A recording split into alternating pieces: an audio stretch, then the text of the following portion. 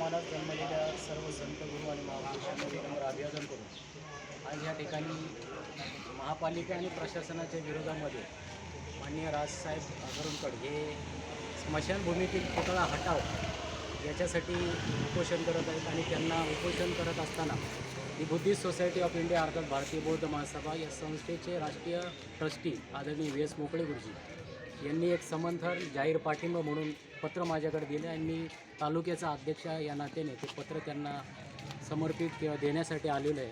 बाबासाहेबांचा पुतळा लावण्यासाठी लोक आंदोलन करतात, परंतु स्मशानातला पुतळा हटवावा ही मागणी राज असुरकरांनी का केली तर बऱ्याचशा लोकांना प्रश्न पडेल की पुतळ्यासाठी लावण्यासाठी आंदोलन होतं, हे काढण्यासाठी आंदोलन का होत आहे.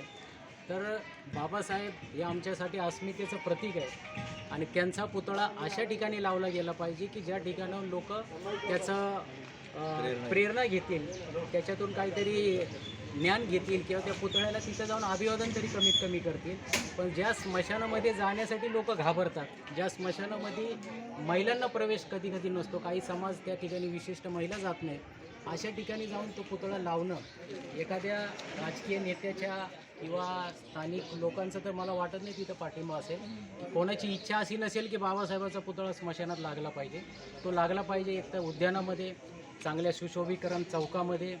आमची मागणी होती की तो पुतळा अंबरनाथ प्रवेशद्वार आहे, ज्या ठिकाणी डॉक्टर बाबासाहेब आंबेडकर तुम्ही प्रवेशद्वार लिहिलं तर त्या ठिकाणी उभा करा, त्याचं जतन आणि संरक्षण आम्ही करू. परंतु नियमावलीमध्ये डायरेक्ट पुतळा कुठं उभारता येत नाही, परंतु स्मशानात कसा काय तो पुतळा लावला जातो हे आमच्यासाठी एक गूढ आहे आणि ते गूढ महापालिकेला उकलवण्यासाठी किंवा हकलवण्यासाठी किंवा काढण्यासाठी आदरणीय राज असुरकर साहेब उपोषणाला बसले.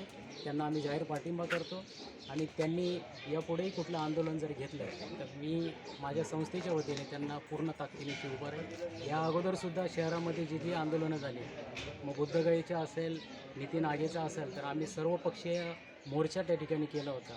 तशी वेळ जरी आली तर मी संस्थेच्या वतीने व्यक्तिगत ते मोर्चाचं नियोजन आयोजन आणि समर्थन करेन. धन्यवाद.